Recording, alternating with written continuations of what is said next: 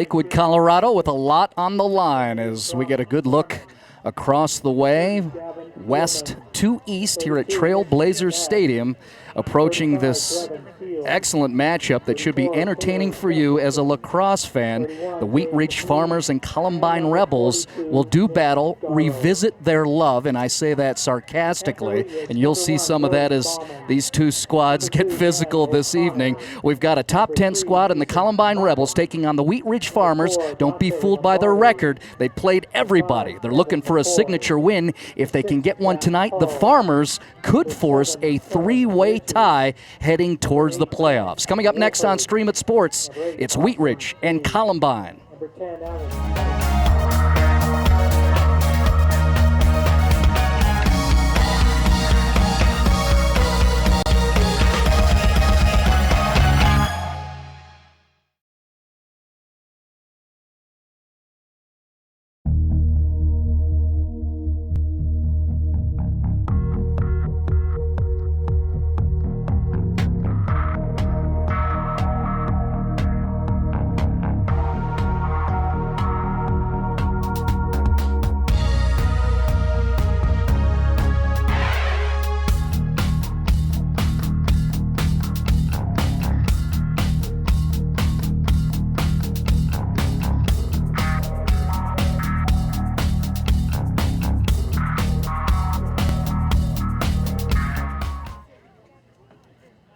Your MLAX Game of the Week, that's what we're bringing you here from Lakewood, Colorado. We are live on Stream It Sports.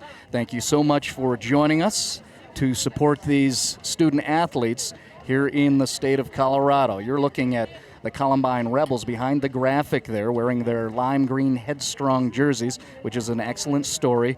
Matt Plitnick has had his squad participate with the Headstrong Foundation program for 6 years. Always a good look on TV. Get a look at, across the screen you can see a little bit of clouds coming over us, temperature 49 degrees. This is coming off of a weekend here in Colorado where we've had continuous precipitation, be it rain, snow, a mixture, just winter for about 3 or 4 days, starting to clear up here on a Monday, May 2nd. Looking to the left as we pan over there, appreciate that. Those are the Wheat Ridge Farmers, and now we look at the records for each of these squads. Columbine 10-2. They lost their first game of the year. That was back in March. Since then, nearly clearing the table. They are a top 10 squad looking for an elite seed in the upcoming playoffs. Wheat Ridge 8-6.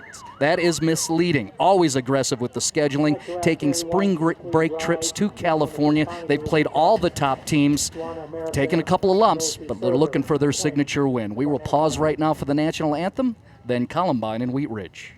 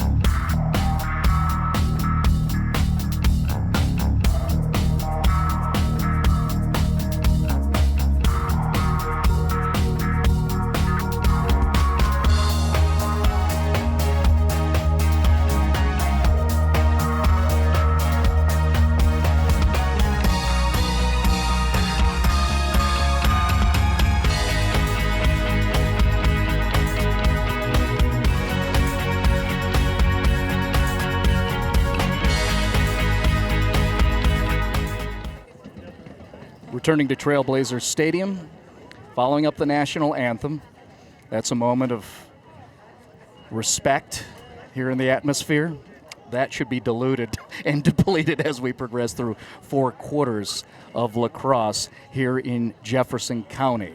Again, Columbine sitting at 10-2 on the year. They're 8-0 within the Front Range Conference under head coach Matt Plitnick, his 7th year as the head man for the program, an ambassador for the sport of lacrosse, a guy who's noted as coaching in the Under Armour All-American Games on the East Coast and has had his squad always at the top in Class 5A, the top division here in Colorado, looking for an opportunity this year to maybe get over the hump, get to the Final Four, perhaps get to the big stadium.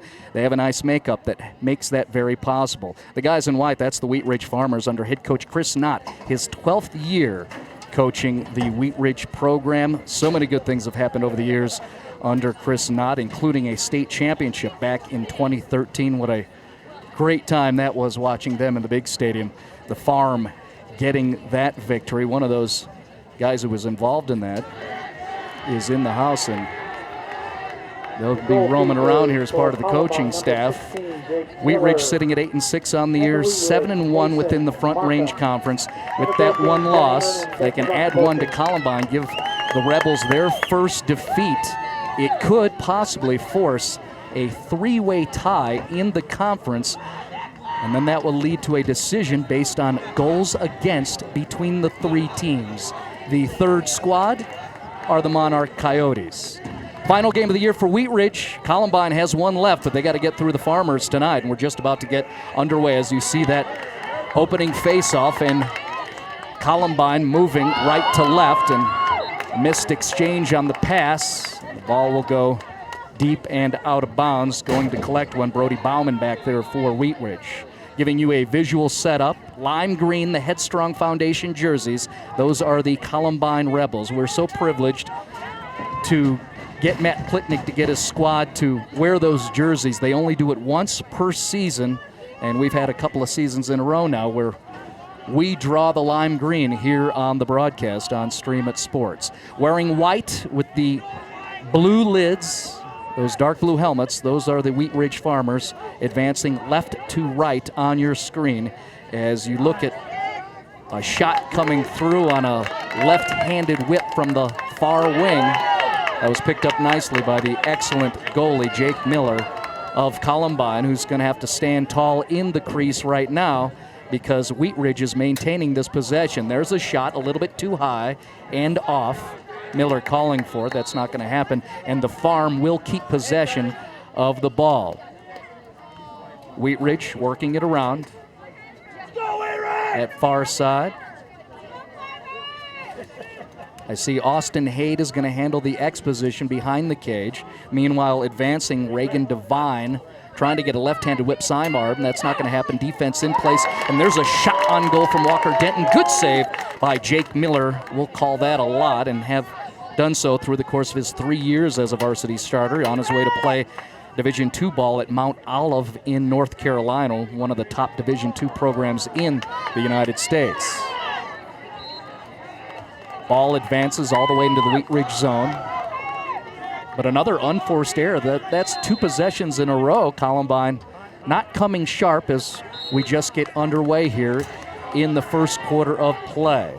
About 1 minute and 45 seconds we played in the first as we just begin at Trailblazer Stadium in Lakewood, Colorado. A conference battle between 2 Jeffco squads who know each other well. Coaches making me full aware that all the individual players are very aware of each other. Playing club ball together. And hey, it's old school. If it was football, it'd be the old Big A, right? Columbine and Wheat Ridge. West side of the Denver metropolitan area, 2 of the older schools here in Denver Metro.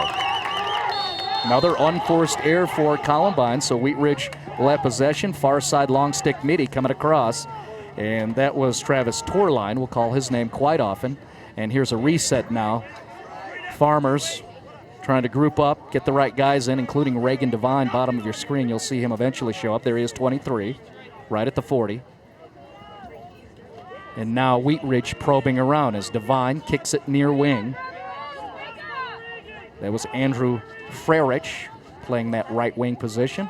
Back up to Devine. Dodges to the left side. Good defense, Rebels. Nice help, Leo Grossman for the Rebels. We've had 2 shot attempts, both by Wheat Ridge.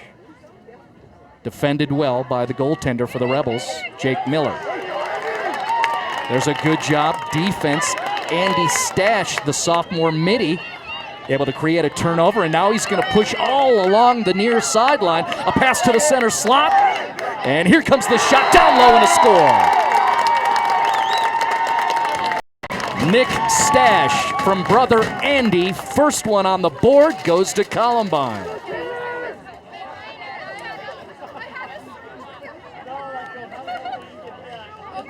Nick Stash is going to get credited with the goal at the 8:50 mark in the first quarter.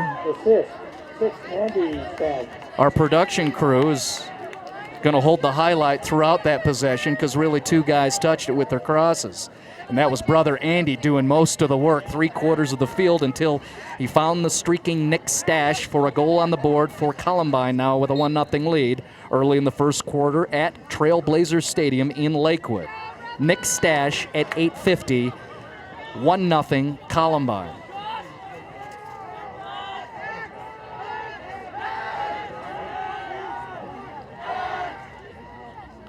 Now the Rebels, after 3 possessions in a row, making mistakes, unforced errors, losing possession of the ball, have put 1 on the board, and you see Columbine doing pretty well, working it around, and now gets to the center line there across, and you saw a couple of the middies, including Noah Zacek, getting ready for the ball. Eventually, Jackson White able to get it. There's a shot from Nick Darrow up top. That was a block by Justin Kehoe, the captain for Wheat Ridge, and now the Farmers trying to get around from behind their own cage. As near side, it's Tyler Wagner, and he's going to push all the way across the field and up top. Some problems there with Travis Torline, and now he'll get it across the center line. So the long stick looking for some help, trying to find an attackman. No, he will advance himself and then retreat.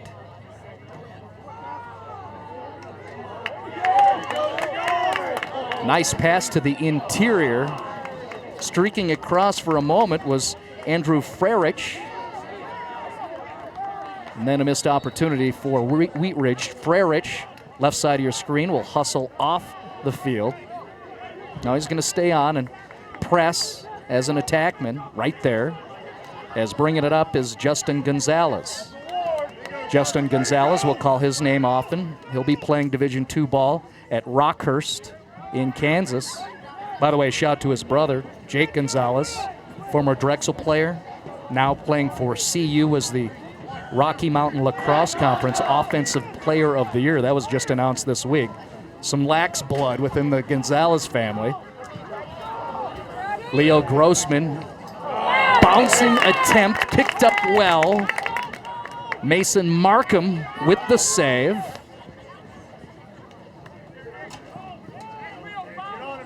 And far side, pushing across center line, it's long stickman Travis Torline. And then referees blow the whistle and award possession of the ball to Columbine.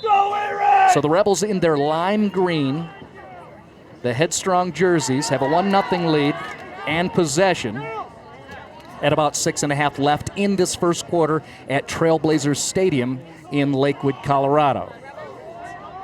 Glad to have you here for some high-end lacrosse. This is top shelf stuff here in Class 5A on Stream It Sports. Appreciate you supporting the athletes by taking a peek.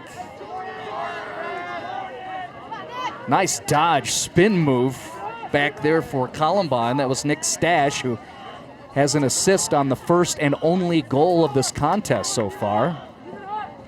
Slow, methodical, offensive possession in the Wheat Ridge zone. Good hard defense from Justin Kehoe there, forced an errant pass. Now we've got ground ball battle. And eventually coming out with it for Columbine is Gabe Mean,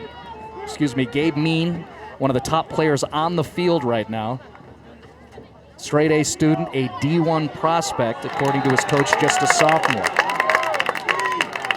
Mean is back there, 31. Couldn't get to the ball, so Wheat Ridge will have it. And they'll try to clear. Mean coming this way. Doesn't have the angle. And coming across was Carson Capps for Wheat Ridge. And now we'll see another possession. Aggressively pushing it up, Walker Denton. And then reset up top. The Farm getting the right personnel in there. Down a goal in this game with under 5 to play in the first quarter. Wheat Ridge, 8-6 on the year. Have played a ton of elite programs. I'm not a big fan of saying quality losses. You got to beat somebody, and Coach Christ Knott for Wheat Ridge agrees. The Farm looking for their first signature win of the season. They've been on a roll, though. Wheat Ridge has won 7 of 8. Their only loss about a week and a half ago, a 10-9 loss to Rock Canyon in overtime. And there, Coach Knott describes how really we hurt ourselves. Wheat Ridge put the ball in their own net late in that game. No excuses, but just saying how close they are to running the table for quite a while. Radical angle shot from the near side, and that's off. Walker Denton trying to get it through. Read well by the goaltender, the senior Jake Miller. This fits well, especially if you have been watching Columbine through the course of the season. Coach Plitnick describing how his entire defensive unit returned this year. Really led to a lot of chemistry. They've been putting the stop down on people. And here they are sitting 10-2 and in the top 10 in the seedings or in the media polls through Chassa Now, which is our poll run by the local governing body here in the state of Colorado. Shout out to Ryan Casey.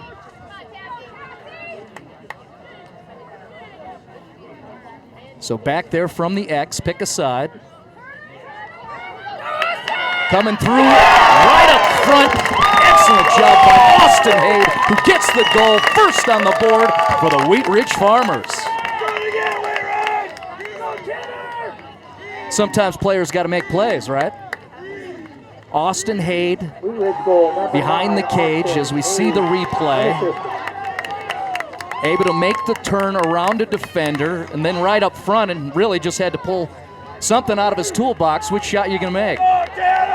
Goes overhead, right shoulder, and solves Jake Miller. So Austin Haid at 3:16 in the first to even up this 5A lacrosse contest in Lakewood.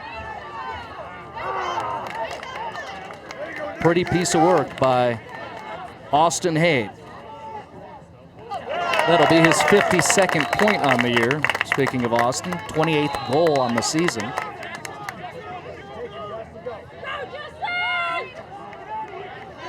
One-one contest, under 3 to go here in the first quarter. Advancing, Justin Kehoe, the captain. Nice job, Justin! Justin's dad is pleased with his work.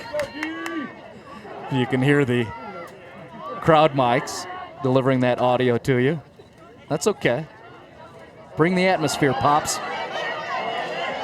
Great defense. Andy Stash forces ground ball, but Wheat Ridge is awarded possession, and they'll continue.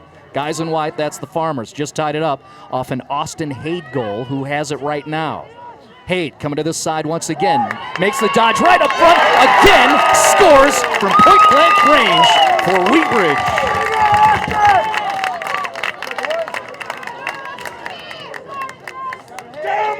Two goals within 1 minute and 2 seconds. Both by Austin Haid, unassisted. So now Wheat Ridge with a surge, as you saw the replay. Simple stuff, too. Columbine can't find a way to defend it. Austin Haid from X position behind the cage, works the far side and eventually gets in front and alone of Jake Miller and solves Miller both times. 2-1 lead for Wheat Ridge.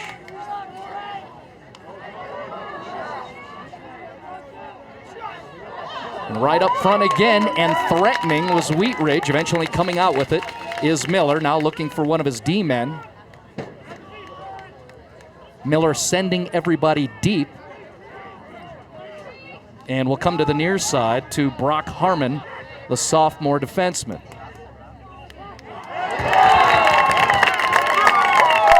Missed execution again. Wheat Ridge, big applause, and possession of the ball as Zach Hall pushes right wing.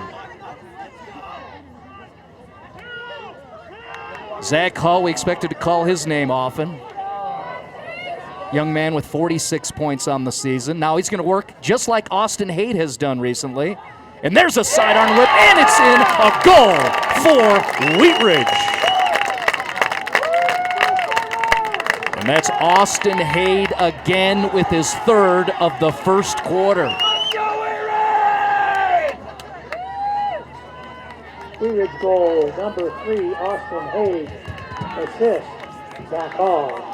Austin Haight at 1:18 in the first, his third of this period, a 3-1 lead for the Wheat Ridge Farmers. First goal of the game came from Nick Stash at 8:50. Since then, cue up the Beatles. Number 9, Austin Haight. Matt Plitnick is feeling it, so he takes the timeout. If you enjoy these young athletes and these programs here on the high definition broadcasts, all of the television broadcasts here online are supported by organizations who want their brands active with empowering local sports. If you'd like to see what's happening with that and be a part of it to celebrate the young people and brand your business at the same time, mutual benefits. Start that conversation. Visit streamitsports.com and get a hold of Phil. You get the good payoff. Help your business and take care of these people. I want to thank Denver Tucks in the Denver metropolitan area. Hey, it's prom season, by the way. Denver Tucks, that's your hookup right there. Also supporters of local lacrosse, so we appreciate that. Folks from Denver Tucks. We are at Trailblazer Stadium in Lakewood, Colorado. Right now, Wheat Ridge, and specifically Austin Haight, harvesting the goals. 3 in a row for number 9, Austin Haight, and a 3-1 lead here in the first for the Farmers as we approach the 1-minute mark in the opening quarter. 1 minute to play, first period, 1 minute. Columbine trying to advance on that right wing. Excellent job with the cross, the long stickman. That was Kehoe making the steal, I believe. Correct myself, Travis Torline reaching up in the air and making the steal. Mason Markham, we haven't called his name too much because he really hasn't had a lot of activity. Long pass across center line. And now Wheat Ridge will set up. Zach Hall, look how fast he is. Kid's got wheels. And a lot of goals. None today. Wheat Ridge, all the scoring by Austin Haight. Walker Denton coming in, and he's on the run. Picked up well. Nice defense, Justin Gonzalez. Crowd groans. Ball gets to Justin Gonzalez, and now near side Brock Harmon clearing all the way down. I was looking for the header. That's not going to happen. I can't believe I said that. I'm not even a soccer guy. And that'll be the end of the quarter. You can hear fans of the Farm are very pleased. Austin Haight got on fire and scored 3 goals. First quarter lead for Wheat Ridge, up 3-1.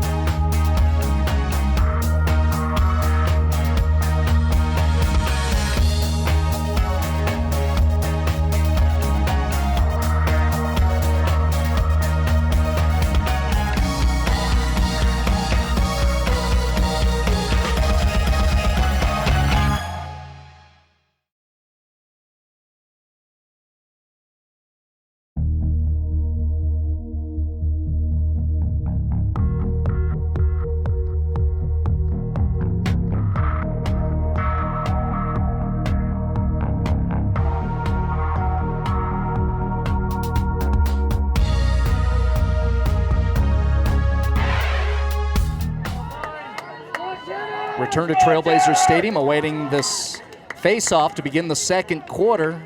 A Nick Stash goal for Columbine got things going for the Rebels with a 1-0 lead. Since then, Austin Haid has scored 3. Momentum definitely in favor of the guys in the white jerseys.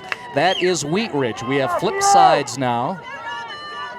The Farmers of Wheat Ridge will be moving right to left and towards the goal on your screen as you see that attempt coming off the cross of Justin Kehoe, just a little bit off. How about that? The mini moving up and taking a pass center slot, just ain't able to get it down and to get towards the goaltender, Jake Miller.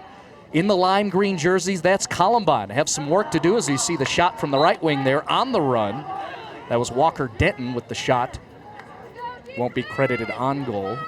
But lime green jerseys with the white helmets and the blue pants, that would be Columbine. As you see defending there for a moment, that was Jordan Tassi. Now we quickly transition. Jeremy Davies working the camera operations, doing a great job hustling.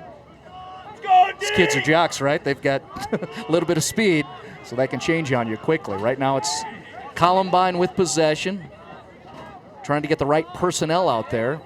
Coach Plitnick getting his proper setup for being in the attacking zone. Back there working with it, Gabe Mean. Now rotating around the far side, the Rebels offensively. That's Jackson White. Dodging to the middle, looking for a pass. Bounce attempt picked up well by Mason Markham with the save.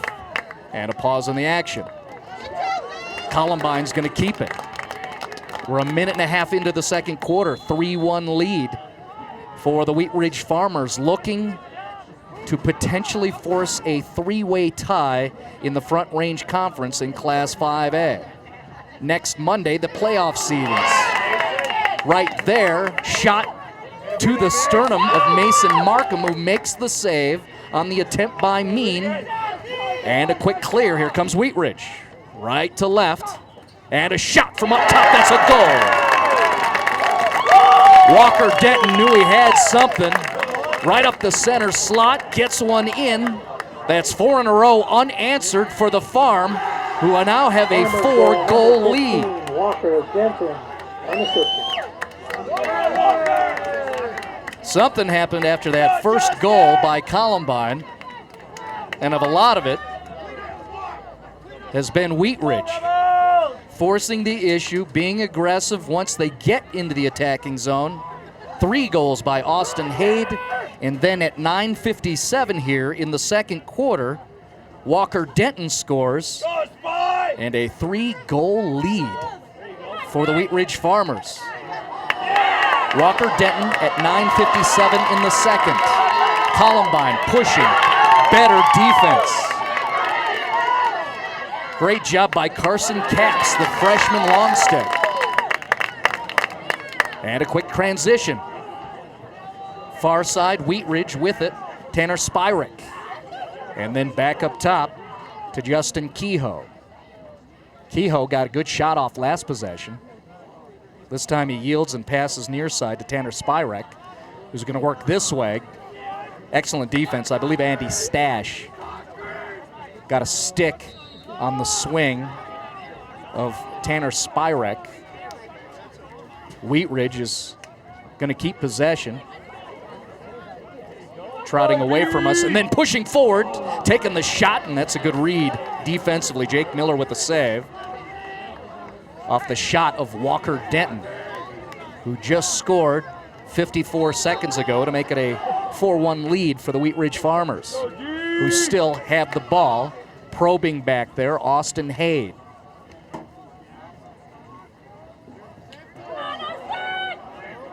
This time defended a whole lot better than we've seen in the first quarter. Austin Haid, that really very familiar to us, as you see the shot from Dan O'Connor just a little bit off. But Haid couldn't get that familiar spot that really produced 3 goals. O'Connor gets a shot from that same spot, sidearm whip, And that was a little off. It's good to see Dan O'Connor out there. Would be the top scorer for Wheat Ridge, but broke his arm on the California trip in March. O'Connor played Wednesday night with a cast on.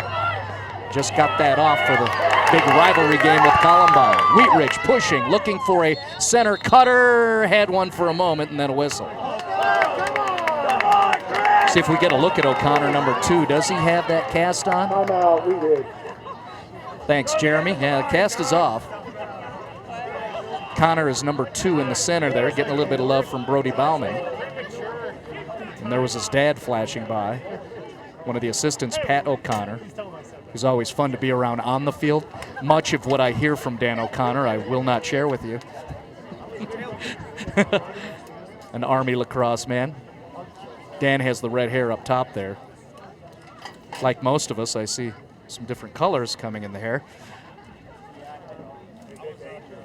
Actually looks good on him. I don't know about me. And that's why we keep me off the air. Pause in the action as you see Dan O'Connor working with the crew. Chris Knott trying to get a read on him. He's to the left of the screen, so you can't see him. I was trying to get you a look at the head coach. By the way, Nick Ocello is also part of the staff on the far left side with the kind of a crew cut hair. That's Nick Ocello, who played for Wheat Ridge, football and lacrosse, and Notre Dame lacrosse and football. Shout to Steve Ocello, by the way. Jeffco love. Speaking of, not many guys who know Jefferson County sports better than Dennis Ployce from the Columbine Courier, who will be joining us during the halftime intermission. Go ahead and tweet at him right now. There was his handle. If that was too quick, at Dennis_PLEUSS. Hit him.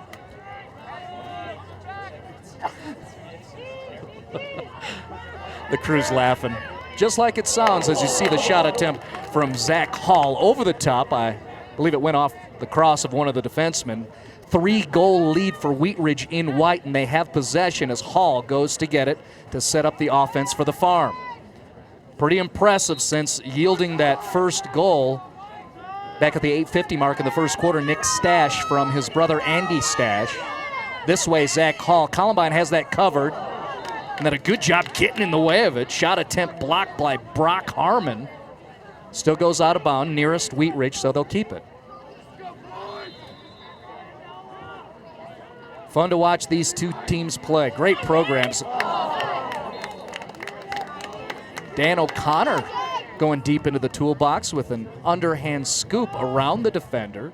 A little bit off, and Wheat Ridge will again maintain the possession. Here in the second quarter at Trailblazer Stadium in Lakewood. The Farm up 3. With the ball, right wing, pushing forward.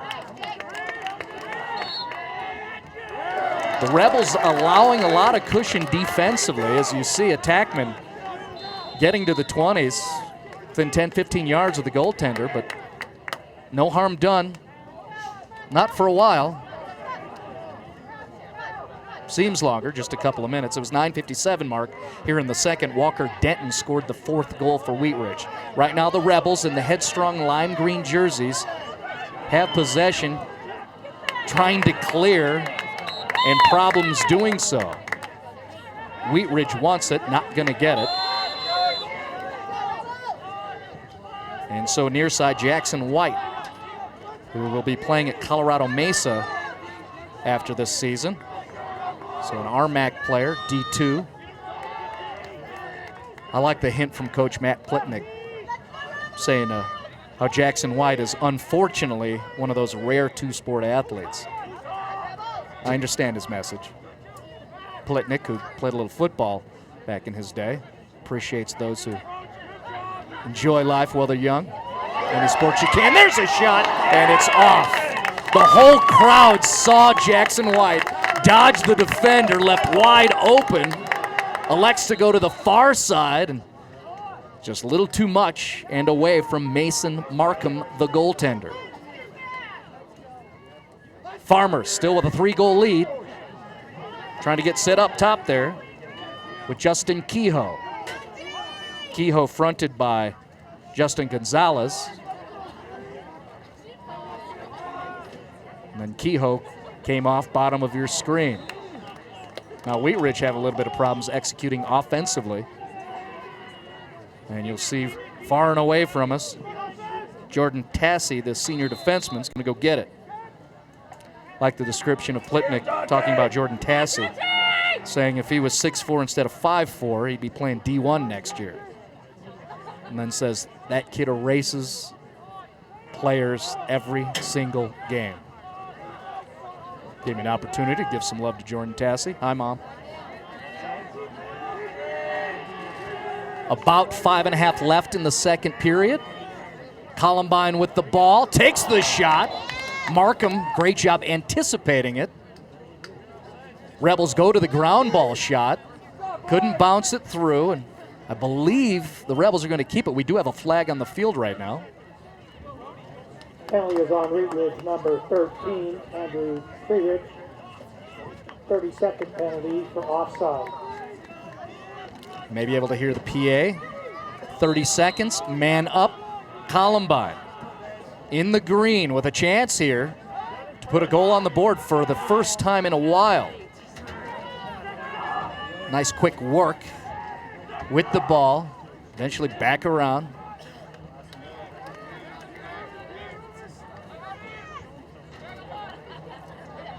There's the cutter coming from the near side. Defense almost popped it loose. That time anticipating the pass, ground ball easy pickup for the Rebels. Mean looks like he's trying to get to that stick side of Markham.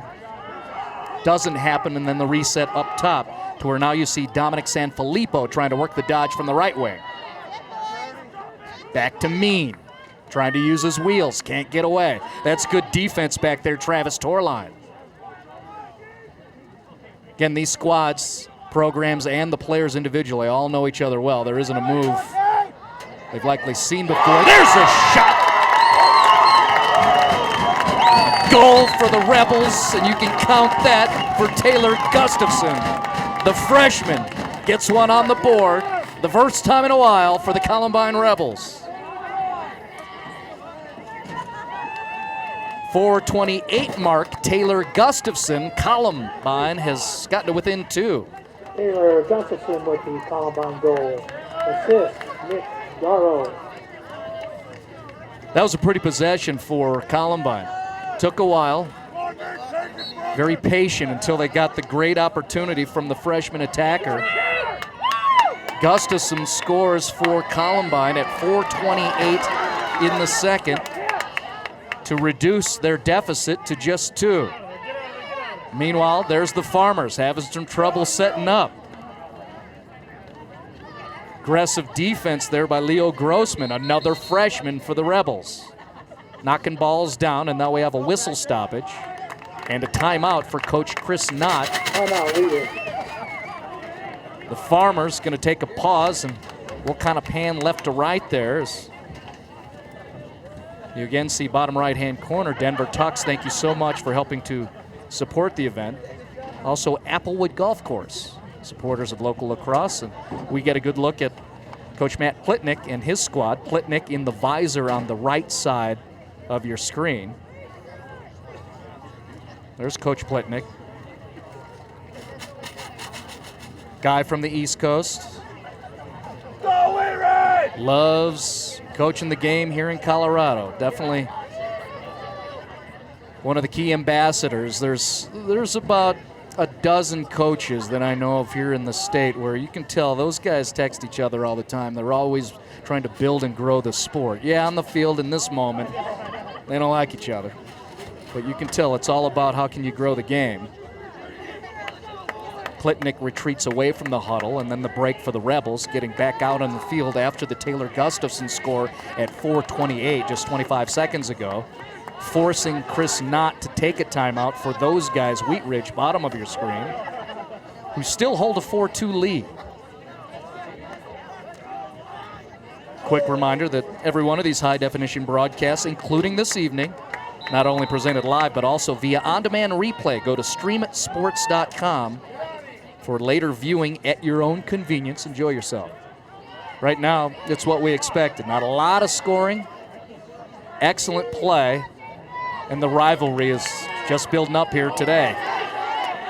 Miller makes the shot with the forearm. He blocks it.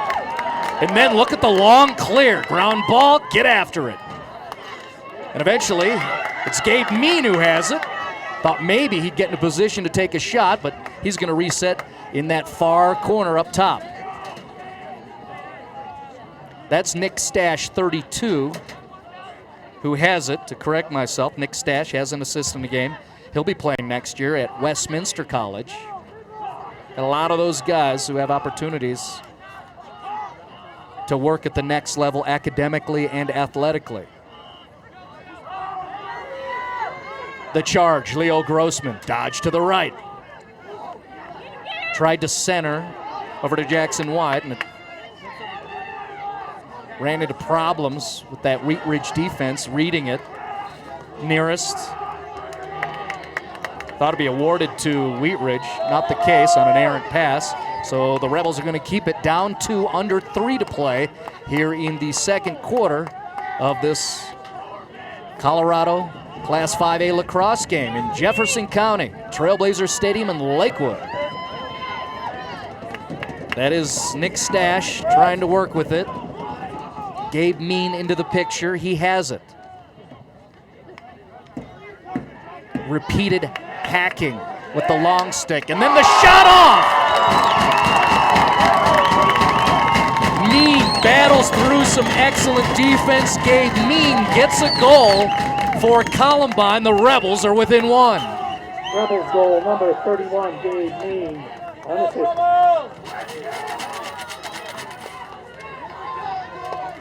Well, there's a little glimpse of why Coach Plitnick says this kid's D1. Get to know him. That's why we put him on television, online, available across the globe. Shout out to Bangladesh. Look at that work. Really good defense by Torline. But Mean gets through, uses the shoulder, leverages himself away. I think Mason Markham thought he read it well, took an odd bounce off the ground and then up into the cage.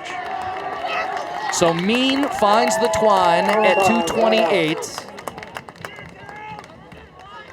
That's 2 in a row for the Rebels. And now a timeout as Coach Plitnick wants to draw some things up. Nice lid, by the way. One of the team managers on the right. That should keep the sun off you at 8:30 at night.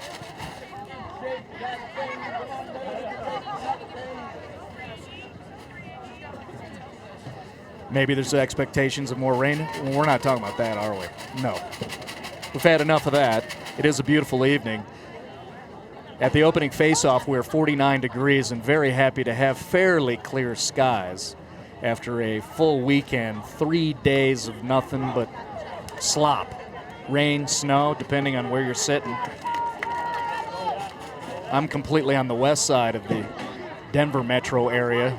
Lots of snow at the elementary school. Lots of it.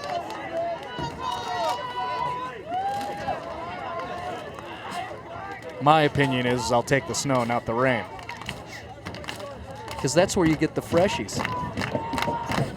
Oh yeah, find the deep glades at A-Basin. 1-goal game. I think Columbine's fan core is completely re-engaged after goals by Gustafson and Mean. Now Columbine is down just 1 and they have the ball after the Coach Plitnick timeout for the Rebels.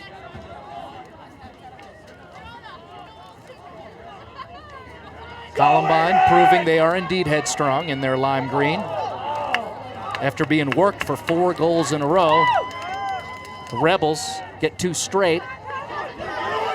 Here's a ground ball battle. Nice pickup on the run by Justin Kehoe. And then he gets attacked from behind. A couple of whacks to the lumbar.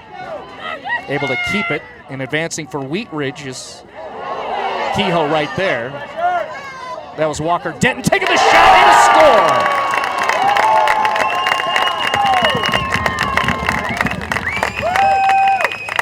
Don't irritate Walker Denton because he'll make you pay. Receiving the ball, Denton on the run, here it is. Left shoulder over the goaltender, and a timely score for the Wheat Ridge Farmers. 1:14 mark, Walker Denton, his second of the game, to get that slim cushion for Wheat Ridge back up to 2. Denton at 1:14 in the second, and a 5-3 lead for Wheat Ridge.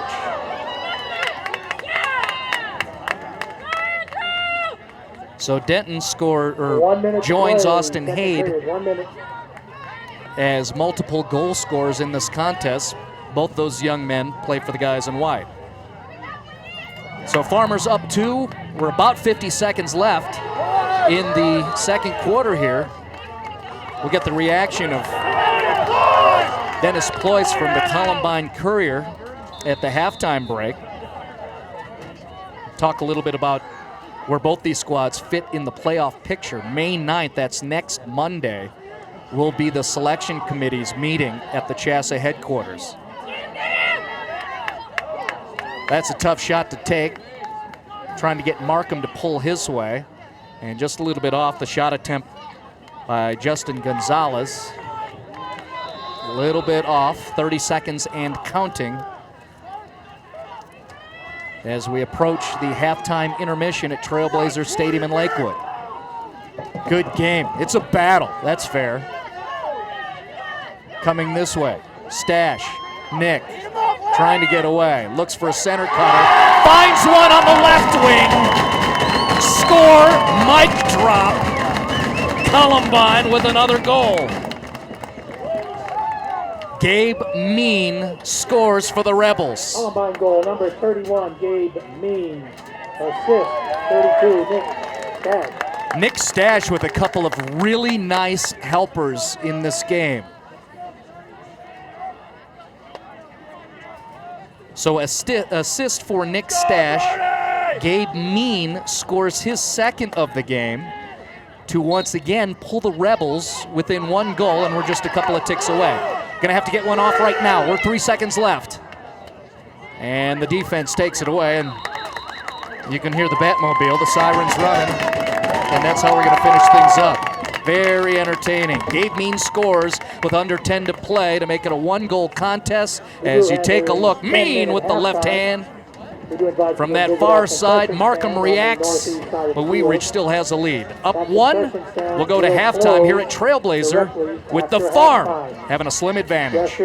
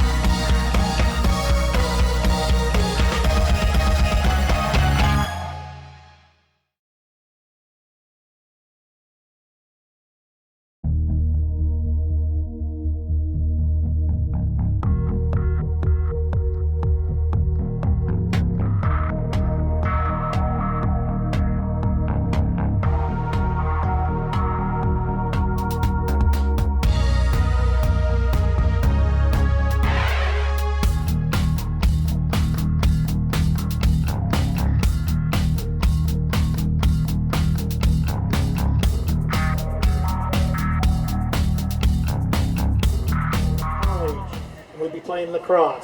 Halftime, Trailblazer Stadium, funniest Lakewood, lacrosse Colorado. memory. Wheat Ridge Somebody celebrating said, "Dude, senior night. you don't have any 9 hats on." seniors and 1 senior trainer being acknowledged and recognized out on the field in front of you. While you enjoy the visuals of that, we get to enjoy the knowledge Regan will be attending of Rockhurst Dennis University, Ployce from the and he will Columbine study Courier engineering and publication. playing lacrosse. I know he doesn't like me hyping him up Ask this who way, but it is inspires fact. you, he says. Really, there's nobody My who dad. knows Jefferson County sports better than Dennis. He is the beat writer in the Number area. 9, He goes Austin everywhere, Hayes. every sport, all genders. It Kurt doesn't and matter. Susan. Dennis, welcome aboard. We Thank- appreciate you Austin will be coming. attending Thanks, Marty, for having me Colorado on State today. University. Definitely. And now these two lacrosse squads, favorite I draw it up that French fries. they're two of the elite squads. Not only in Jefferson County, but also in lacrosse across the state. Number Can you 10, tell me, just Alex generally speaking, Stokes. why both of these squads are so Terrence good? Rush, Well, Russ, I and think Warren. the coaching staff. I mean, I've known Chris Knott for a long time. He's been there, and when I was covering the Wheat Ridge Transcript newspaper there, obviously they made a couple state final games, won a state title. Before moving up to 5A, but the one thing that's really helped them is they were the farthest north Jeffco lacrosse team.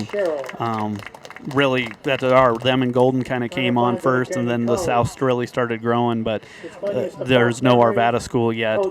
Ralston Valley's going to start their varsity program next year, so that's one thing. They've been able to get a lot of good athletes from Ralston Valley, from A West. I think they've had Pomona kids in the past too.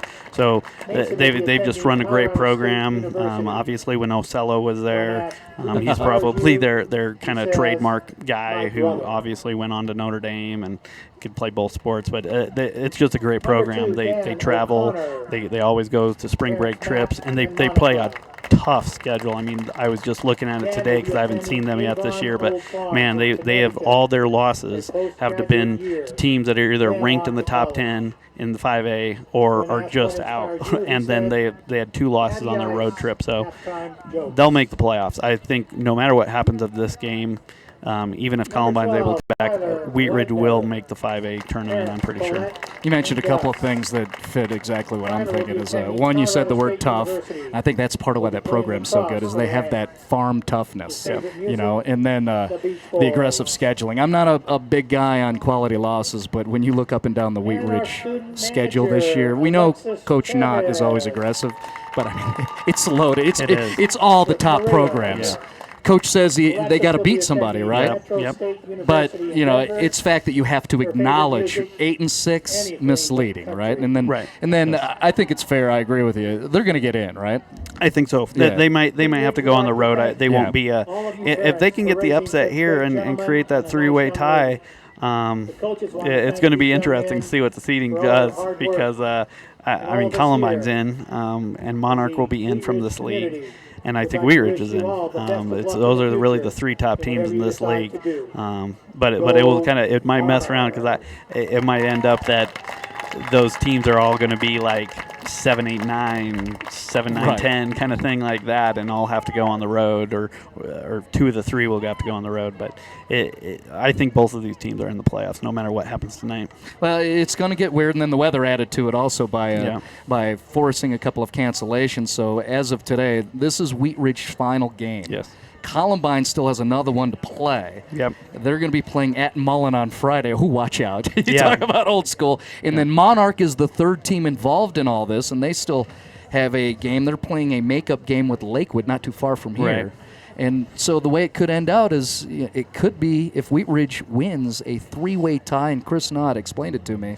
Then it would go to goals against between the 3 of them. Yeah. That's kind of odd. Now, since we mentioned Columbine, we talked a lot about Wheat Ridge. Why is Columbine's program so good over the years? I mean, they are elite. Yeah, again, a tough program, and they've been the elite of that South Jeffco, and just a growing sport. When I came on, it was Golden and Wheat Ridge, and that was about it. And then Columbine got going, and then Dakota Ridge, and then Chatfield. They've got some D'Evelyn kids and stuff like that. They can draw from a lot, but I mean, they're just another solid program. They put this big wall that they've got that Matt was telling me about, and I've gone over and seen it. It's the biggest lacrosse wall, he said, outdoor lacrosse wall west of the Mississippi, he told me, that they use, and it's great. I mean, it's a solid program, and again, they do tough schedule. I don't know if you guys talked about their spring break trip or non-trip. that happened where they didn't get out, but then they were able to pick up some games in one of those non-league games. Let's play Creek. So they ended up playing Creek over one of the makeup games of the 3 games that they lost when they couldn't make their trip out to California over spring break because of weather. But yeah, that was interesting to me because we've had these programs in past years, and we're talking about scheduling. Of course, Wheat Ridge went to California, and then usually Columbine's out of here also during spring break, but that didn't happen because of weather or whatever. Yeah, they sat at DIA one day, all day on a Wednesday, I think it was, one of the snowstorms, and couldn't get out, and they were supposed to play. In fact, I think they were supposed to play either Wednesday night or Tuesday or Thursday morning, and they just couldn't get out. So they ended up bagging the whole trip. They couldn't get a flight out, so they just bagged it, drove home. They were there at the airport for about 14 hours or something like that. It's kind of crazy. And that was a couple of months ago, and here we are at the back end of the season, 2 quality squads attacking each other. Make sure you search for the publication Columbine Courier because Dennis Ployce is going to be doing a full write-up. I always enjoy reading your stuff. Thanks, Barney. Yep. Get myself educated. Right. We appreciate you stopping by, Dennis Ployce from the Columbine Courier, who is covering both these teams, and we'll have a recap for you available online soon. We'll take a break, and then you can see the guys warming up right now. We've got a 1-goal game right here with Wheat Ridge having the lead 2 quarters ahead of us here on Stream It Sports.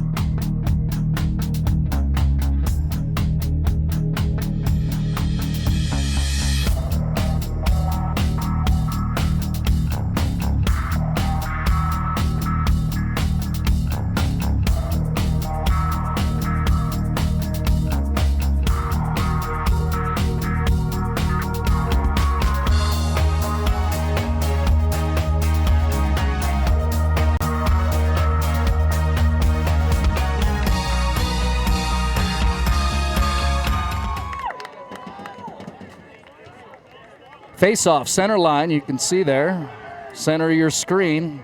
Love those graphics, thanks to our executive producer, Phil Mildren, technical director, Alex Wines, Jeremy Davies, camera operations. Third quarter has just begun in a 1-goal game, Wheat Ridge and Columbine. This has been a great matchup between physical rivals.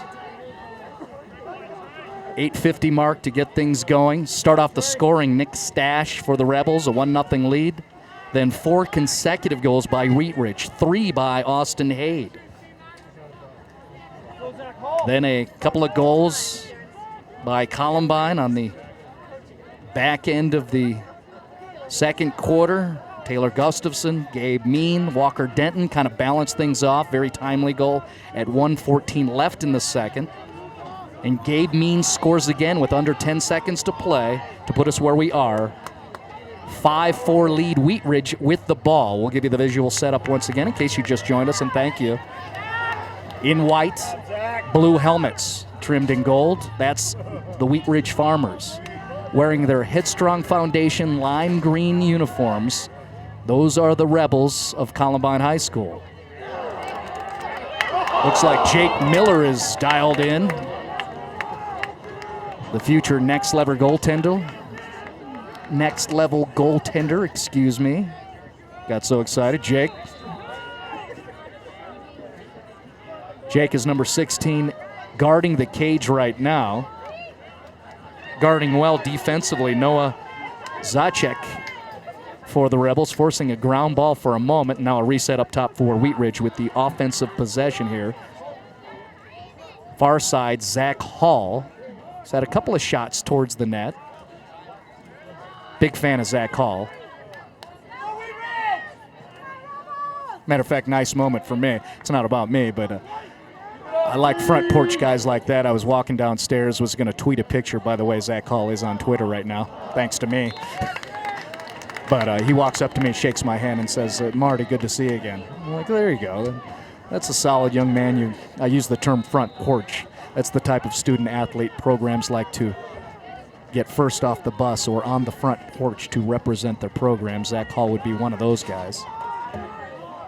Zach Hall has failed to make impact scoring here in this game. 3 Austin Haid goals, 2 by Walker Denton, 5-4 lead Wheat Ridge with the ball here in this third quarter at about 9.5 minutes left, as we've just started the second half of this Front Range Conference contest. There's a shot, beautiful, off the post. Thought that was in, not the case, and then a quick transition to clear by Columbine. That's a good reaction by the Rebels.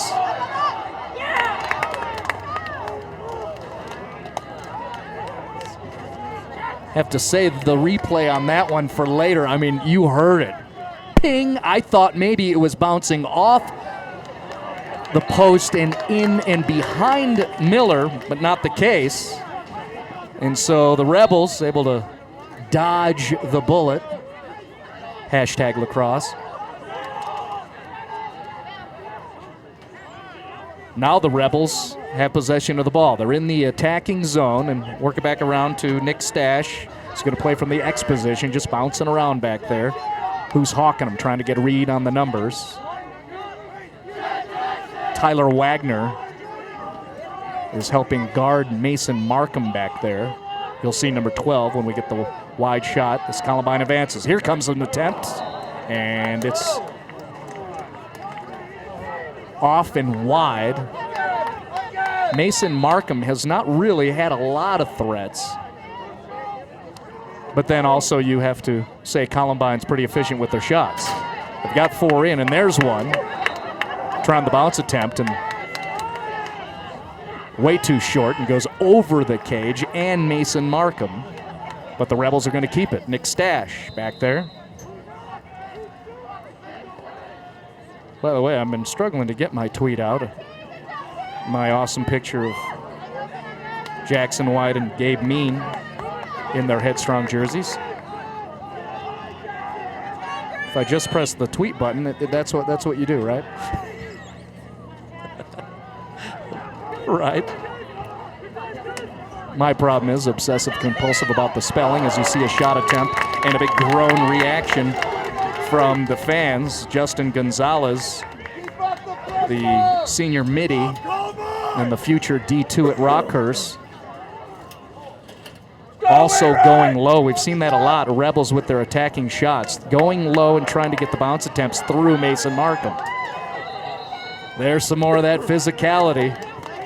It's all about the love, right? Columbine Wheat Ridge. Pick a sport. It may get a little dirty in a very good way if you like strong defensive physical play. Fits both these schools' identities. Meanwhile, a shot saved by Mason Markham. Thought that possibly went through. Another bounce attempt off the cross of Jackson White. Does not get through. Huge save. The crowd loved it. And the clear for Wheat Ridge. Pushing up through the middle. Looking for a cutter near side. And unable to get a good handle on it for Wheat Ridge. Andrew Fryrick with a good opportunity. Almost get the sense Fryrick and Wheat Ridge just discovered something new on the near wing. We'll see if they go there again.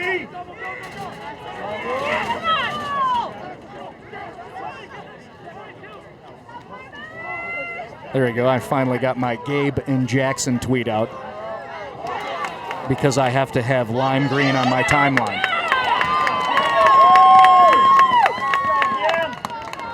Clear.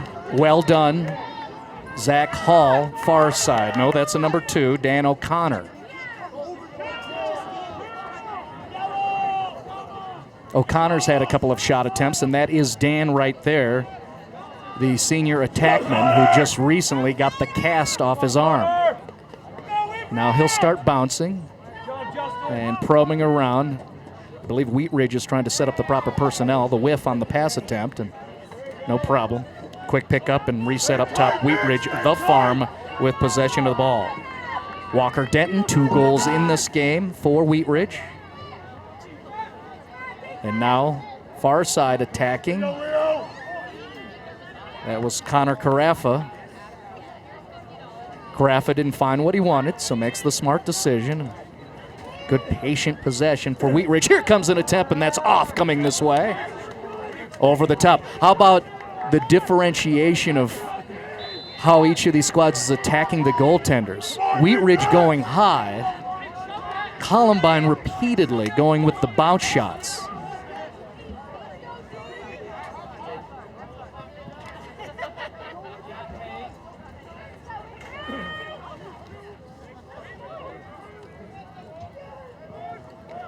By the way, I've mentioned the Twitter a couple times, at Stream It Sports, if you want to follow along. At Stream It Sports, bringing you these high-definition broadcasts.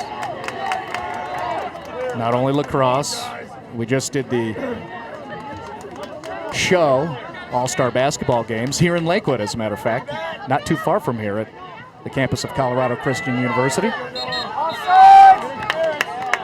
Yeah, I mean, we almost could whip a ball and hit the campus of CCU, just to the south and east of us. Phil Mildren is claiming he can actually see it, him being a Cougars alum. There's a lot of Jeffco ties, which is why we enjoy this. Phil and I both live in Jeffco, as you see the attempt by Zach Hall on the near wing. Here an attempt. And I bring that up because it's odd every time I mention this conference impact. When I say it's the Front Range Conference, these are Jeffco schools. And you are definitely watching Jeffco style out there on the lacrosse field here at Trailblazer in Lakewood. Thanks again to Denver Tucks, by the way, and also Applewood Golf for helping to support the programs and the athletes. Wanted to give them a little bonus love here on the broadcast. You know why? Because we can. If you'd like to be a part of sponsorship, support, to do more of this type of presentation on a one-click, easy web page usage across the globe, go to streamitsports.com and talk it up with Phil. 1-goal game. About 3.5 left, third quarter. We have not scored in the third. Columbine with possession in the green jerseys. Pushing, probing, looking for center cutter. Just a little bit off. Credit the defense of Wheat Ridge. I think from behind, Justin Kehoe able to get a stick on the receiver to force that missed pass. Jackson White finds a center cutter, and there we go. It's a tie game. Nice read by White. Goal by Taylor Gustafson. And we're all even up at 5s, as you see on that pretty score bug on your screen. Rebels goal scored by number 34, Taylor Gustafson. That's a beautiful piece of work there between Jackson White, who really drew all the defenders, then found his cutter in Taylor Gustafson. So the freshman puts it in, and we're all even up. We've hit the reset button, face-off win, and a shot. Good save, Mason Markham. Momentum flipping over to the guys in the green after the Gustafson goal at 3:09 in the third off the assist of Jackson White. Threatening, Wheat Ridge this way, shot, that's off. And good defense on the part of Columbine's Jordan Tassie getting in the way. I don't think it actually got to Jake Miller.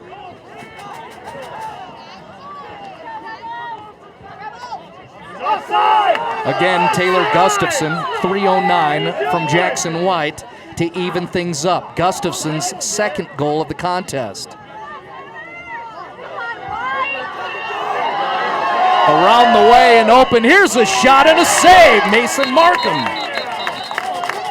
Dominic Sanfilippo, the senior attackman, found that right wing. Nobody came up to him to challenge, so he took the shot. Good decision, but a better save by Mason Markham, the senior goaltender.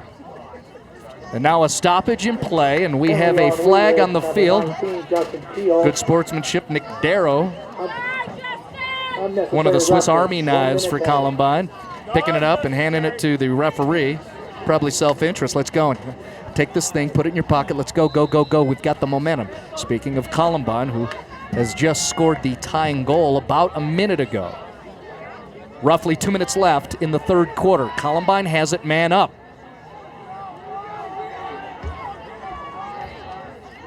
Can the Rebels score with the man advantage? Some good defense, long poke, denial, Carson Capps. Up top, and missed on the receive. Careful on the ground ball. Jackson White, who was a huge part with the assist on the most recent goal by Taylor Gustafson to tie it up. There's a shot, and it's off.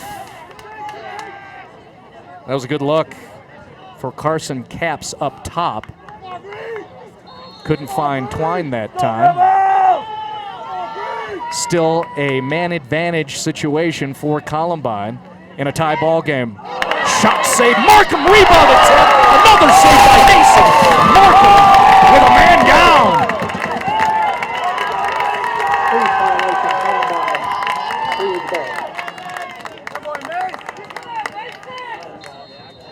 Put you in the cage, you better guard that thing. Step up when the time is right. Man down, Mason Markham repeatedly making saves. Nice little showcase piece for him here on your monitors on Stream It Sports. About a minute left. We do have a brief stoppage on the clock. 1:09 is what we have up on the board.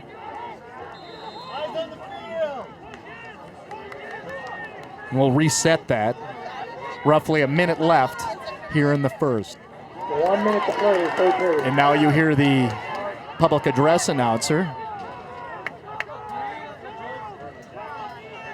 with the familiar 1 minute call. Wheat Ridge has possession, attacking. That call is through, and that's why. You saw Hall use his speed and quickness.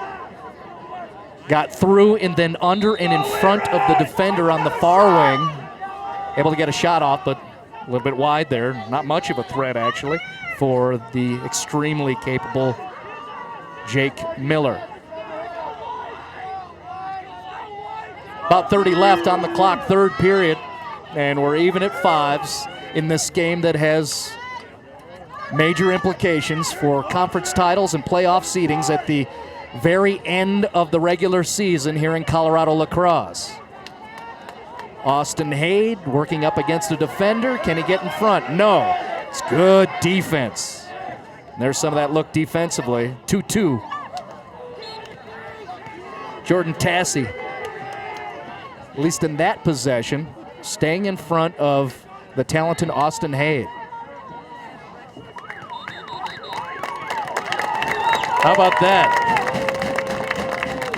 The Farm and the Rebels are locked in. We had exactly one goal in the third quarter. Taylor Gustafson at 3:09 for Columbine to even things up.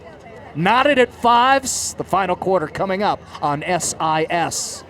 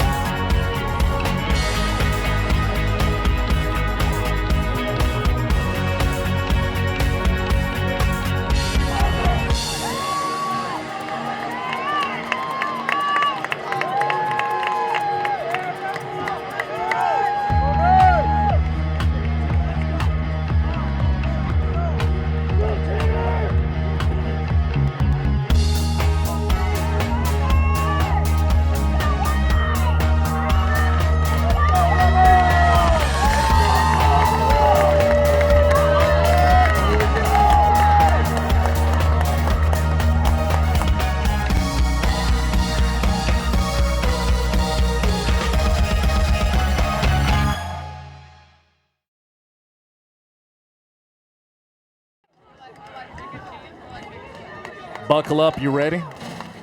Jeffco style, all tied up 5-5 here in this Front Range Conference matchup between the old rivals. Physical play, not a lot of scoring, very fun to watch. Shot coming, there it is, and a goal! The Rebels have taken the lead right out of the gate in the fourth. Nick Stash scores 9 seconds into the fourth quarter. Over the top and easy work. Scored by number 32, Nick Stash. Assist 34. Nick Stash with his second goal of the contest. He's the one who opened the scoring way back at the 8:50 mark in the first. And how about that for textbook Lax? Win the faceoff, 2 touches, get it to Nick Stash, who's parked, slight little pivot, and then just kind of tosses it into the net. So Stash finds the twine at 11:53, and it is now a 6-5 Columbine lead. The Rebels have not led since the first quarter when Nick Stash scored about 3 minutes into this contest. Columbine looking to clinch the conference title as Jake Miller makes a easy save. I say that because I get right through me. But that's just excellent positioning by the future D2 goalie, Jake Miller. Again, the scenario that you might have heard us talk about in the opening segment and then during halftime with Dennis Ployce from the Columbine Courier. The Rebels can get the conference title. They've yet to lose in the Front Range Conference. Wheat Ridge could really mess with things by winning tonight and possibly forcing a 3-way tie in the conference with the Monarch Coyotes to where the tiebreaker would be math, and then I'm out. Goals against between the 3 teams would be the tiebreaker.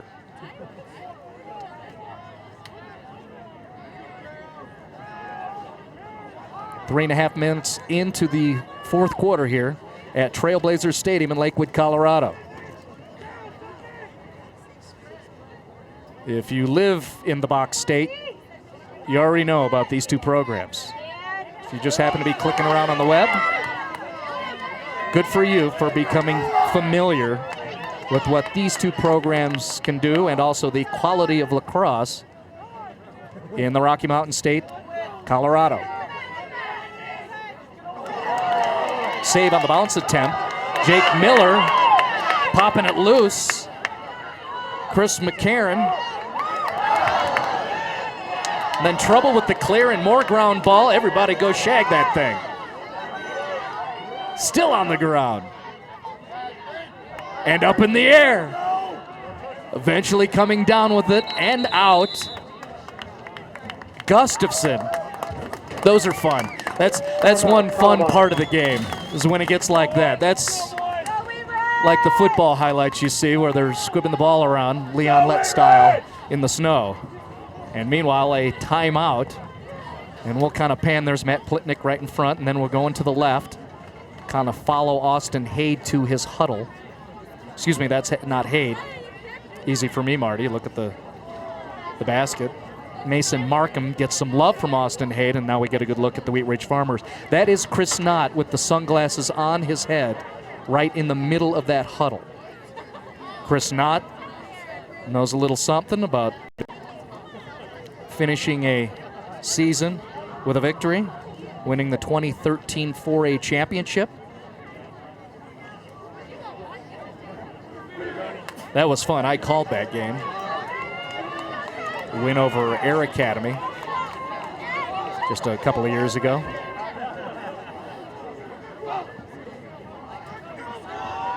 I believe that was the first year we split into 2 classifications here in the state, and it really makes it fun. To where you still get the heavies in 5A. Cherry Creek, Regis, Mountain Vistas. Oh man, yeah, they're definitely in the picture. Wheat Ridge recently moved up to 5A. But back then in 2013, they were Class 4A, and You get nice stories to where the Farmers win a championship. Last year, watching Aspen win a championship was very, very fun. That tight group up there, Pitkin County. Here in Jefferson County, it's a 1-goal game. The Columbine Rebels had been down pretty much the entire contest. A Nick Stash goal at 11:53, just 9 seconds into this final quarter. And that is Stash trying to battle for it right there. There's a flag on the field, but a score in the net. Taylor Gustafson has put one in again.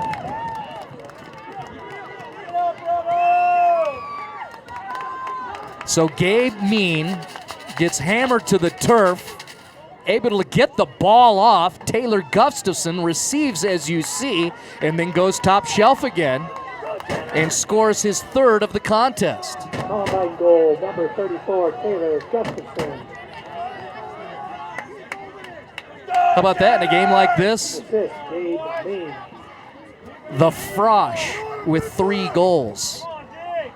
Gustafson at 8:43 in the fourth. And now Columbine has a 2-goal spread to their advantage.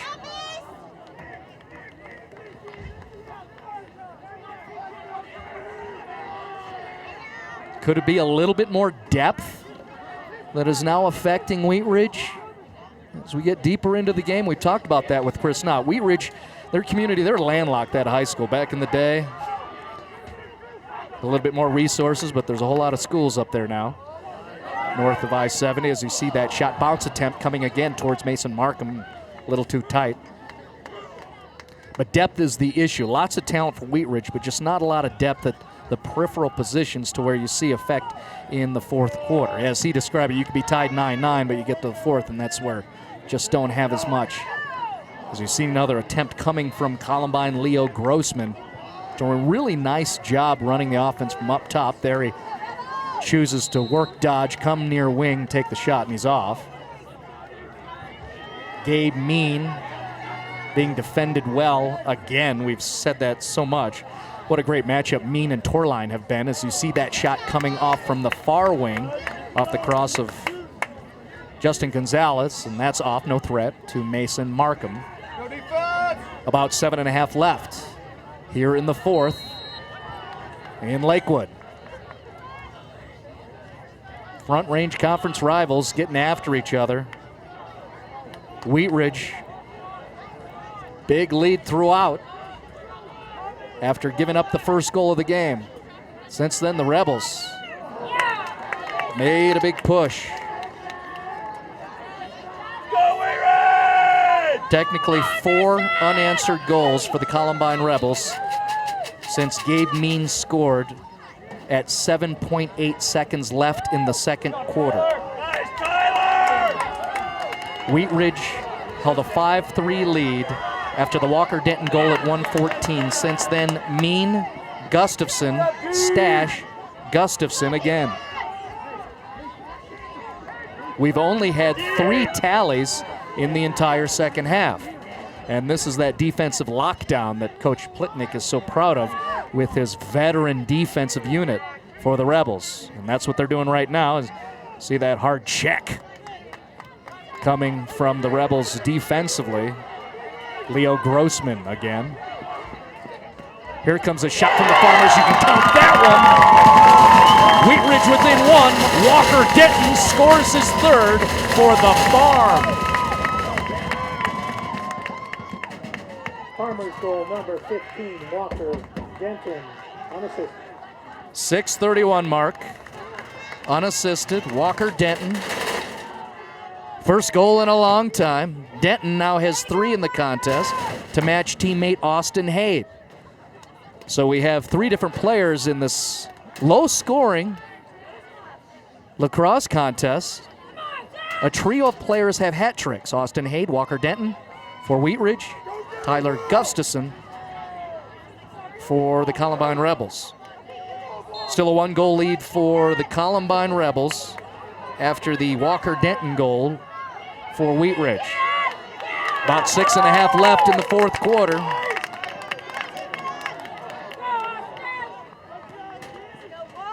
I advised to buckle up as we started the second half. Maybe I should be doing so myself as we get ready for what should be a very, very tough finish. It'll be exciting, and it's going to be tough here in the final period between these two county rivals. Wheat Ridge has possession in white. Denton, near wing, shot low. Miller, save. Ground ball, good snag off the turf, and the clear, and a turnover. See the far side reaction of Columbine, not pleased with that after fine play around the crease by Miller making the save and then eventually scooping up the ground ball.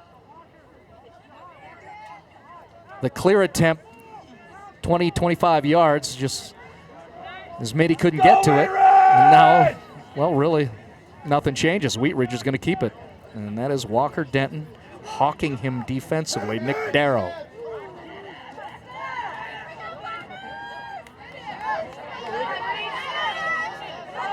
And a missed exchange. That'll be an easy pickup for the attack stick of Walker Denton, who has 3 goals. Austin Haight, also 3 goals. X position there, clearing through and out of his way. Carson Pratt, that's Dan O'Connor. Haight trying to get through. What great defense. And the crowd reacts to the work of Jordan Tassie. This way, shot low. It's a little off. Men chasing to get nearest. And the Farmers are going to keep it, I believe. Yes. Confirming that is Andrew Frerich. Go Wheat Ridge! Wheat Ridge looking for a game-tying goal here.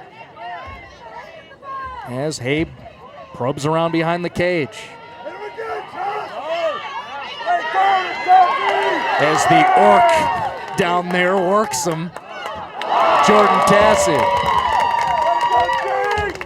Really stout defense on the part of the Rebels against the key contributors. One of them has it right now in Walker Denton. Fun matchups we've seen, including this one. Center cutter, it wasn't there for Zach Hall. O'Connor doesn't have the angle, so he'll move back there behind Miller as he's being hawked by Noah Zacek. Who's got the speed? Wheat Ridge keeps it. That'll never show up in the record books. How about the hustle play on the part of Reagan Devine? Using his wheels to get nearest, and the Farm keeps it. Looking for the tie, and there's the shot. And a very nice save with that far side sealed off by Jake Miller. Turnover forced. Then some strong play by Zach Hall, putting body to the floor. Last 3 minutes, Wheat Ridge has held possession. Here's a shot attempt and through. We're all tied up after the goal by Zach Hall and Wheat Ridge.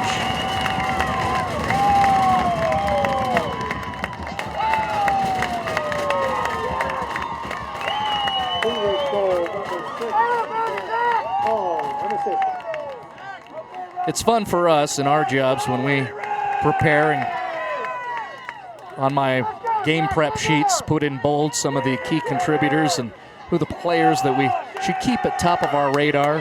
When they all perform, and that's the case tonight, it's really fun to watch. Zach Hall is one of those guys who hadn't scored in this contest, but in a very timely moment at 3:11, Zach Hall has evened up this lacrosse game. Zach Hall at 3:11 in the fourth, and we're even up 7-7 with under 3 to play.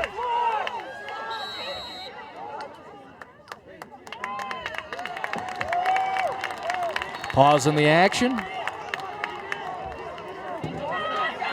Wheat Ridge driving. Austin Haight takes the shot.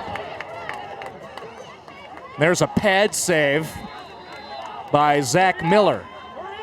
Long clear across the way. Rebels, numbers are right. Here comes a shot, center cutter. There's an easy goal on the near side, and another stick drop. Gabe Mean with his third of the game. What an answer for Columbine. Lost their lead, but claimed it right back on the goal by Gabe Mean right there. In the open space, Columbine's done that a couple of times this game. Beautiful work. Not too many steps, just exchanging with the pass. Like a lot of sports, there is no human that is as fast as the ball. They also seem like Columbine exploited maybe slow personnel changes, and eventually Gabe Mean scores at 2:38 to regain the lead for the Columbine Rebels, looking to clinch a Front Range Conference championship. They'd be in a great spot. We'd have to have Dennis Ploy spell that out for us. We're going to be greedy and have Dennis Ployce from the Columbine Courier visit us just for a quick little briefing and summary at the conclusion of this very exciting game between Columbine and Wheat Ridge. The Farmers with the ball in white, down one, we're under 2 to play at Trailblazer. Near side, Hall, tough angle, and it's wide.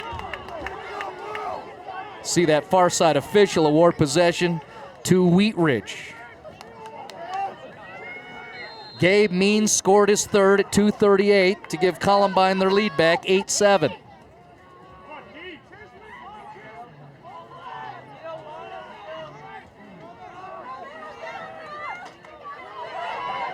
Charging this way, near wing. The shot is good! The bouncer is through for Reagan Devine, and we're even again. What a great piece of work for Reagan Devine, the future D2 player at Rockhurst College in Kansas. Devine, about a minute after the Mean goal, has evened us up again. Reagan Devine at 1:35 in the fourth to tie us up.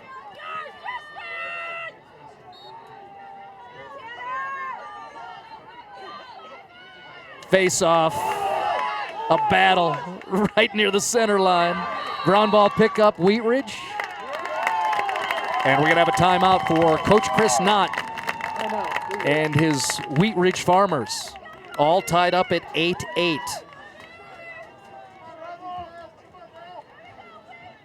This game and what you've witnessed is really very fitting for the identities of both of these programs and their high schools. And I'm not sure my back has touched the rear of my chair the entire second half. So for that, I am grateful and say thank you to the athletes on both these squads. What an entertaining matchup. Nice choice by Phil Mildred and his staff in picking this lacrosse game because it fits what you see on the screen at the bottom. Game of the week. Coach Plitnick, right side in the visor, drawing some things up for his Columbine squad, who's once again lost their slim advantage. Largest lead of the contest was 4-1 Wheat Ridge. That was a long time ago in the second quarter.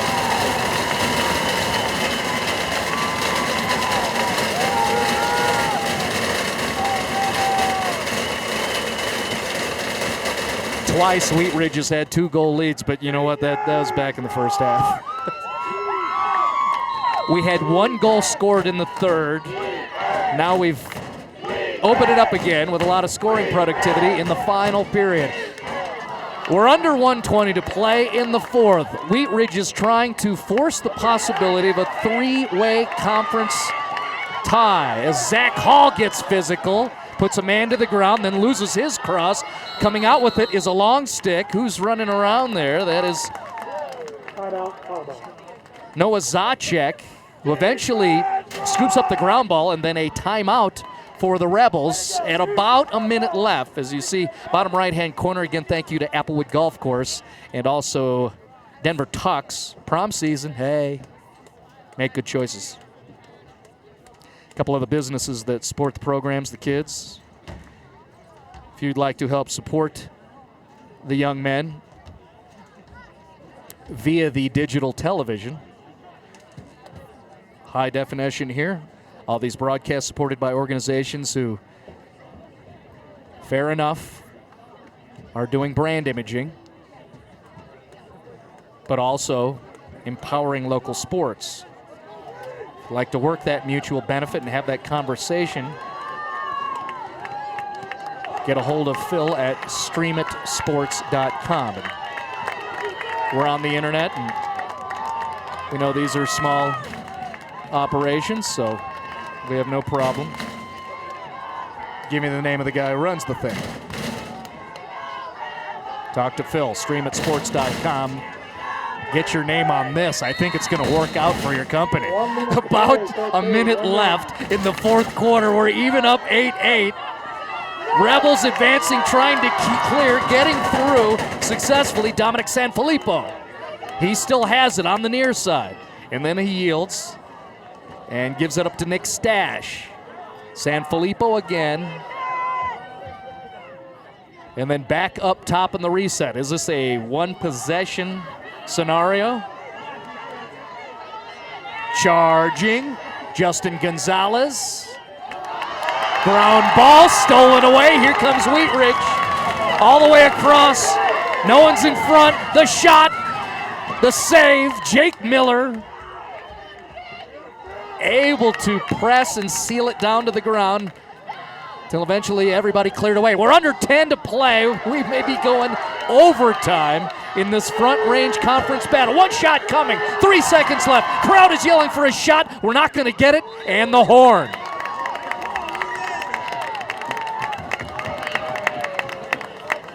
I hope we have enough throughput.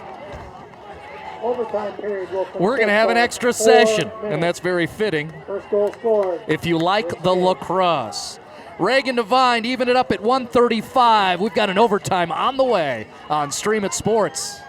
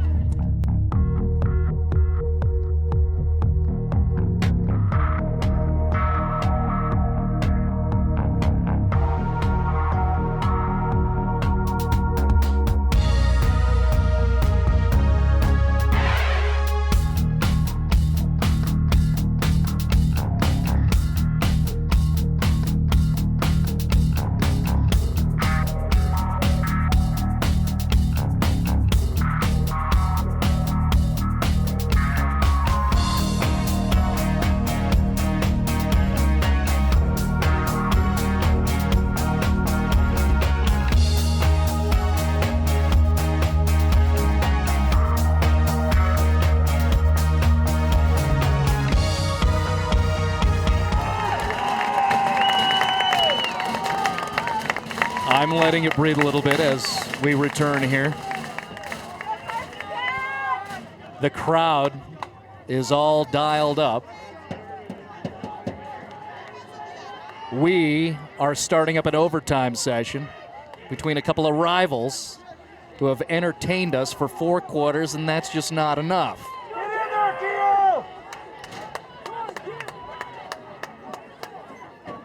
Overtime session's about to begin. Center X awaiting the face-off. We will play 4 minutes, or at least that's what's up on the board right now. We're all tied up at 8-8. Playoff seedings in 7 days. Conference titles yet to be decided. These two programs are deeply involved in both.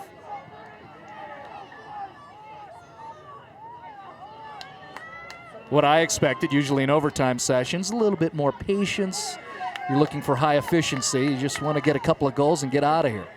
Right now, it's Columbine in the lime green Headstrong uniforms with possession until a great piece of work defensively by Carson Capps knocking it loose. That's Capps right there. The long stick coming up center gut. Crowd is on their feet looking for the shot. They get it off the post. And here come the Rebels trying to clear on the run for Columbine. Justin Gonzalez. And then we have a stoppage in play. What an opportunity for Carson Capps to really finish off an end-to-end highlight reel. Making a great play defensively in his own zone, then moving up right through the center of the field. No defensive men making a commitment to him. So he took the shot. It hit the post. These kids won't let up. Keep us on our toes, right? 8-8 contest.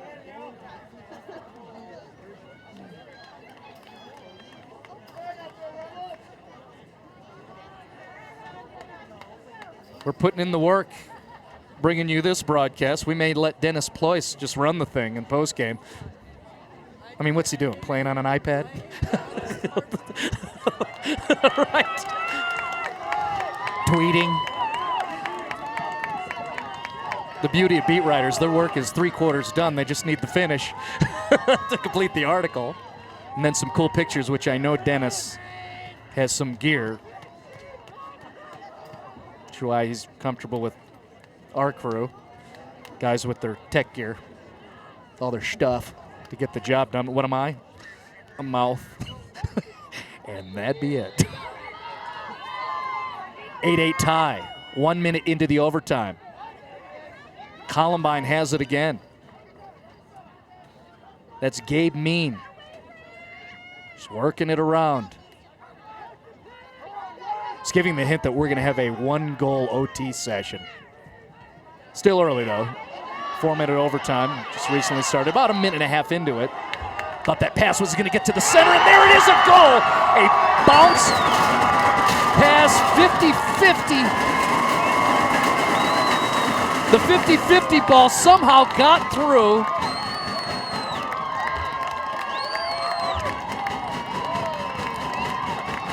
What an amazing finish on that. Getting a read on it, Taylor Gustafson, the freshman, with the finish at 2:36 in the overtime. Great game, gentlemen. Here it is. You got to get a break. A little bit of luck too, right? And also a great reaction by Taylor Gustafson to pick it off the ground and then push it through and past Mason Markham. Tough break for Wheat Ridge. An excellent celebration for those guys in the lime green headstrong jerseys. Columbine Rebels will remain undefeated here in conference. Take a quick break. Let's have Dennis Ployce's reaction right after this in the post-game segment.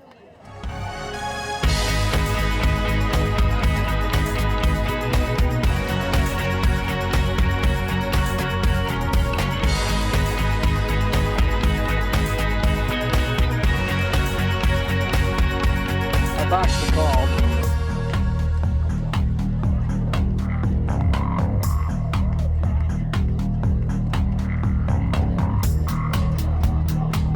No, you're good.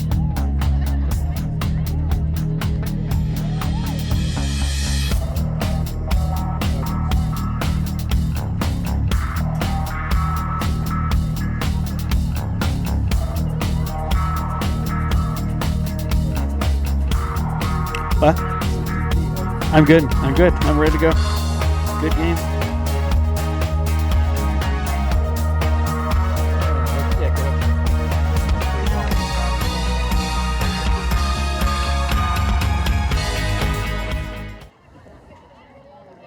After all that was said before this game, and I saw some stuff, guys exchanging things you couldn't say on the air, this is what we're used to experiencing. Just a respectful exchange between two rivals. Final score 9-8. Columbine. Taylor Gustafson with the goal at 2:36 in the extra session. The Rebels remain undefeated in the Front Range Conference, 11-2 overall. With us from the Columbine Courier, once again, is Dennis Ployce, and I'll let you summarize and react to that was. Yeah, just a great game. I mean, Columbine, when I've seen them this year, they've started slow. They've started slow even against a Lakewood team that talent-wise that they've got them beat head and shoulders above them. But they like to turn it on that second half. Obviously, they get a lead, and then Wheat Ridge shows that they can grind it out. They won a lot of face-offs late to get it tied, and then tied it up again after Columbine took the lead. I mean, just a great lacrosse game. Just shows that these teams and these Jeffco teams can play with the best of them. I still think even with the loss versus Wheat Ridge, and you look at their record, it's near 500, but they will make the playoffs. I mean, they're the second, third best team in this conference by far, and Columbine wraps up that 5th straight league title. Obviously, there's a lot of guys over there who've never lost a league title over there, so very impressive job by the Rebels tonight. If you could quickly tell us how many squads get in the brackets, and then why does Wheat Ridge get in still, based on your opinion? Yeah, it's a 16-team field for the 5A. So league champ is automatic. So now with Columbine with the win, they'll get the automatic in. And then it's all down to strength of schedule, and there's a committee that will pick those at-large teams. I was looking at it. I'm not sure, like the Western Slope team, I'm not sure if they get an automatic. So that will create another at-large. So I think there's enough at-larges that Wheat Ridge will get in again. Wheat Ridge's losses this year, Mullen, Creek, Monarch, Rock Canyon, Columbine, all have been in or are in right now the top 10 in 5A. And then their other 2 losses were out-of-state teams. So that's why I think Wheat Ridge will still get in. They'll probably be maybe a 14, maybe a 13, somewhere around there. But they'll get in. They'll get their shot to score a first-round upset. And then Columbine will have a little extra pressure, I think, to make sure that they have a deep run. I mean, I think there's a lot expected. This is a group that's got some seniors, but obviously the freshmen. Gustafson comes up big, and Gabe, who's a sophomore, came up big. He's one of their leading scorers. It's a good mix, and I think Matt's expected a lot out of them this year. Well, he thought it was drawn up correctly, speaking of Coach Matt Plitnick, when he talked about all my defense came back, and with how Columbine wants to play, that was set up nicely for them to make that run. And you talk about making the Final Four, getting over the hump, and Columbine's been on the edge, right, over the past couple of years. I mean, they're so well coached. They have the talent, just can't get there to the big house for the final game. They look like they have a shot, though. They have a shot. They've played a tough schedule. I think it'll be good last good last non-conference test with Mullen that they finish up with on Friday at Mullen. That'll be a good kind of warm-up to get ready for the playoffs for next week, because you cannot have an off game in the playoffs just with only a 16-team bracket. Everybody's good. I mean, everybody's good. They cannot have that's the one thing that worries me. I'm sure Coach thinks of the same thing, is we cannot start slow in the playoffs. Otherwise, it's going to be a one and done. But they've got to come out better. They've got to come out stronger in that first half. They're going to put an emphasis, I think, on that this week. Yeah, I love that quote from Dennis Ployce with us from the Columbine Courier, saying everybody's good. The depth in terms of the number of great programs in Colorado, it's increasing in numbers. And then Coach Knott telling me how, coming up next Monday, it's going to be the most difficult, toughest time for the seeding committee. So that fits what you're saying. Yeah. There's a lot of squads to choose from that are pretty good. There will be. Yeah. But again, I think both of these teams, you'll see them in the playoffs. I'd be shocked if Wheat Ridge does not get an at-large bid. Yeah, I think they will. Based on reputation, they should be. And based on what you just saw, which the Wheat Ridge Farmers unable to come out with a victory, so they dropped to 8-7 overall. Again, very challenging schedule. That would be misleading. Why don't you check it out? 7-2 within the conference, but we think the Farmers might get in. Columbine, they got the conference now. They're 11-2 overall, 9-0 within the front range, and it all is thanks to a freshman. Can you still tee this guy? Can you haze him? Taylor Gustafson in overtime at 2:38 with the game winner. What a great moment for freshman Gustafson. Final score 9-8. Want to thank Dennis Ployce from the Columbine Courier. I'd like to see if maybe you want to go down and do photo op with that Ocello kid. Yeah, Let's go down there. I did chat with him a little bit. I haven't seen him in a while. Well, as big as he's gotten over the years through college, I'm going to need backup. Yeah. The last time I talked to him when he was deciding if he was going to play football or lacrosse, it was after the Valor game, and he's like, yeah, I'm going to play lacrosse because I'm bigger than most of the guys on the lacrosse field. And that is fact. Nick Ocello, former Wheat Ridge Star, right now he's part of the staff, and the Farmers are just dealing with that loss. Congratulations to the Columbine Rebels. 9-8 win in overtime. For Jeremy Davies and camera operations, Alex Wines, technical direction, executive producer Phil Mildren, and all our supporting staff. Hey, to you from Lakewood, we want to say good night from Trailblazer Stadium.